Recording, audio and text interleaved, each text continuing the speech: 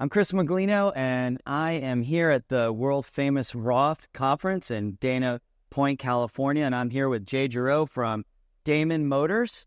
These guys have an amazing motorcycle. It is, I have a Tesla. I love my Tesla. It's the best thing I've ever owned. Now you guys are taking that to the next level with electric motorcycles. Tell us about it. Yeah, well, what can I say? It's the most powerful, fastest, longest range, and possibly the safest motorcycle in the world. Wow. And we focus hard on thinking about what does the motorcycle industry need and why. And it's relatively quite simple, actually. More people get around from A to B worldwide on a motorcycle than any other form of transportation. And secondly, it is the second dirtiest emitter of carbon emissions in the world, just behind heavy-duty trucks. And thirdly, as it may be obvious, it's the most unsafe. So really, motorcycling was primed to be disrupted, but because it's such a disaggregated industry with so many players, no one's really stepped forward to develop the Tesla of motorcycles, so we did. And so let's start with safety. What makes it the safest motorcycle in the world? Because I've ridden motorcycles a good part of my life, and I just stopped riding them after I had kids because I was, I didn't want to have the possibility of getting an accident because there was a few times that I almost did.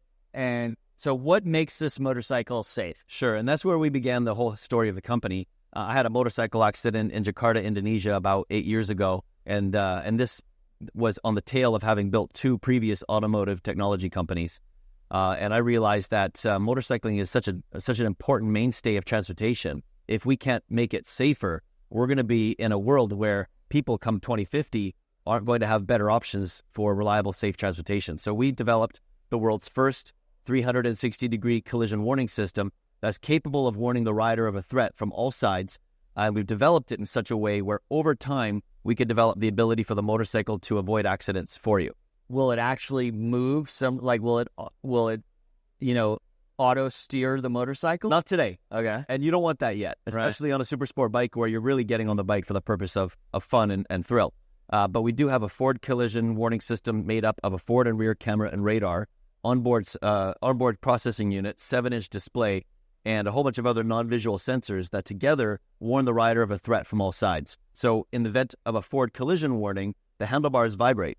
And in the event of a blind spot warning, you get tall blind spot LED lights that are left and right of the large 7-inch display, and then everything behind you is visible while you ride because we display what the rear camera sees right there on the 7-inch screen.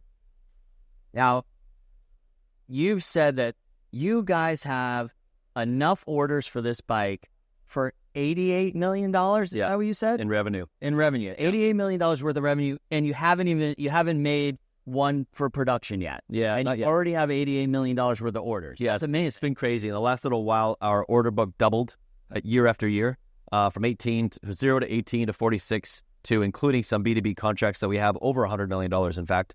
And then we have also, these credit card backed reservation holders, predominantly in the U.S., but also some in Europe and some in other parts of the world. And we've developed the world's first motorcycle that's electric that actually is something you would give up whatever you have in your driveway for. And no one did that before. Maybe going back to your Tesla, why didn't you buy an electric Nissan Leaf or an electric Ford Focus or an electric Think car, 607, 08?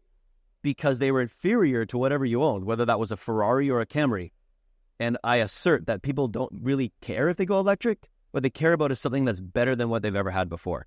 So I do have a Nissan Leaf.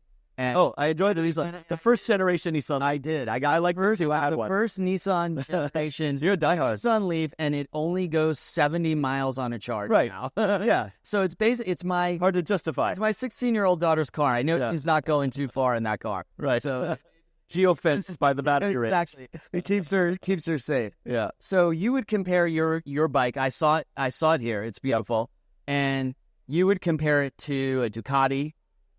And I would. Yep. Yep. And if you put it in a race against a Ducati, how would it do? Well, we just published the data in January of how it performed against the BMW M1000RR.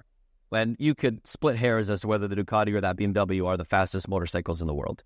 And we were neck and neck with the BMW on every race lap, which was at Thunderhill Raceway in Northern California. Difference being that the BMW had all the traction control, anti-lock brakes, and wheelie control and launch control enabled, which allows it to plant more power down faster no matter what it's doing.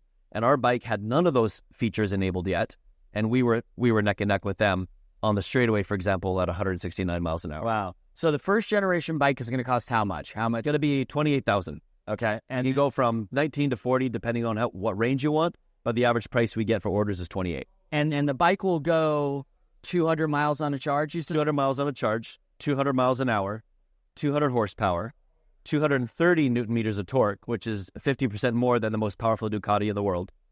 Yes, it has a collision warning system. It shows you everything behind you while you ride. It's internet connected, so it learns from all other Damon riders.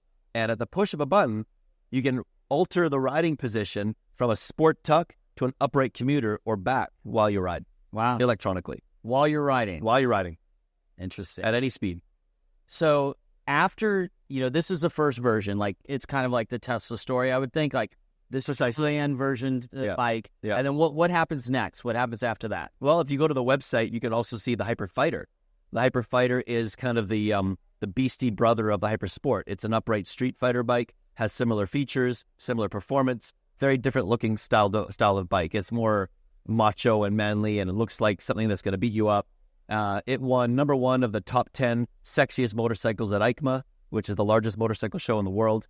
And over time, you're going to see some, slightly smaller, tamer versions of Damon motorcycles available to the broad public. All on the award-winning Hyperdrive platform, which is our platform, our exoskeleton, battery pack, motor, chassis, all of the technology all packed together into a really integrated, ultralight system that can deliver 200 miles of range. Guys, so once you're tooled up to build the bike you're building now, the same factories will be able to build these other ones without a lot of modification. With only a change in plastic, the bodywork, the suspension, wheels, and tires, and software. So one platform that we call Hyperdrive allows us to effectively bolt on from one set of tools, from one supply chain and one assembly line. We can bolt on a cruiser, adventure, touring bike, commuter bike, sport bike, dirt bike, whatever we want. That's fantastic. Very scalable. So after this market, you have $88 million in pre-orders now. Correct. What do you think the market is like for this after you get those $88 million worth of orders filled? Yeah, so the sport bike market, or I want to be specific, the super sport market, which is sort of 600cc, high-end, powerful bikes and up, is about 170,000 units a year around the world. The commuter bike market is double that, and the commuter bike market, can go downward into smaller displacement. And then the adventure bike market is the fastest growing motorcycle market in the Western regions, North America, Europe. So really that's kind of our roadmap, is to get into the commuter segment after the sport bike and then into the adventure segment. Again, it's really like just reskinning the bodywork around the motorcycle. So it's a very small investment to move from the sport bike market into the commuter bike market and then into the adventure bike market. Longer term, we do have plans for Hyperdrive being scaled down into a smaller architecture that allows us to go to the mass market, smaller motorcycle segments around the world. And we have 2 distributor partnerships already signed on that are ready to serve 62% of the global motorcycle market with us. Will you distribute these on your own, or will you have your own stores, or how will that happen? We haven't really announced all of that, okay, but we do envision some pretty cool pop-up shops, and we've got some great designs for it that we haven't shown off yet. But very much in North America and Europe, Damon will be a D2C company, shipping direct to consumer. That allows us to retain a much higher profit margin in exactly the same way that Tesla has done, which allows us to really invest more into the technology, into the range, things that have given Tesla a dramatic advantage, which is why you see something like 20x more electric cars sold by Tesla than the second closest player, because they have to really dilute themselves by going through those dealerships. And as a result of that, they have to scale down their bill of materials, their cost. The only way to scale down the cost is to make a smaller, cheaper vehicle that doesn't go as far. Well, Jay, thank you very much. I appreciate it. Thank you. Thanks for joining us, and look forward to seeing your bikes out on the street. Yeah, that'll be good. Thank you very much.